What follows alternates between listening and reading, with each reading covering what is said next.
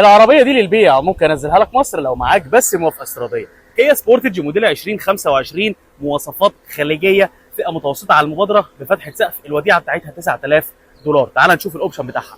مبدئيا عندك الحساسات الاماميه، عندك الاضاءه فول LED، وعندك كمان الفوجات LED، الجنوط السبورت 2 تون مقاس 18. عندك نظام الكيلس انتري او البصمه خليجي موديل 2025. وادي شكل العربيه من ورا. عندك طبعا الكاميرا الخلفيه والحساسات الخلفيه. ادي شكل العربيه ومساحه الشنطه. تعالى بقى نشوف المنطقه الداخليه عامله ازاي. ده شكل فرش الابواب، ده شكل فرش الكنبه الخلفيه.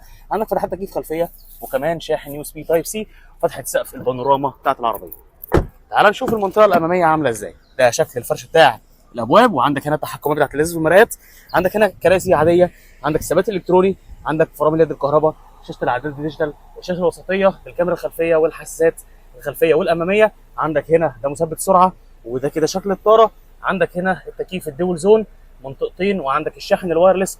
عندك هنا الستارت ستوب، عندك الجير العادي، عندك مساعد نزول المرتفعات، مود السواقه، وعندك كمان الاوتو هولد، وكمان بتدور العربيه من الريموت كنترول. وده المسند اللي في النص. طيب العربيه دي هجيبها لك لحد المينا لو انت معاك موافقه استيراديه بكام؟ ب 91,000 درهم اماراتي. بس لو مهتم بالعربيه دي اتصل بيا على الرقم اللي موجود على الفيديو، او ابعت لي واتساب وانا اجيبها لك لحد المينا في مصر.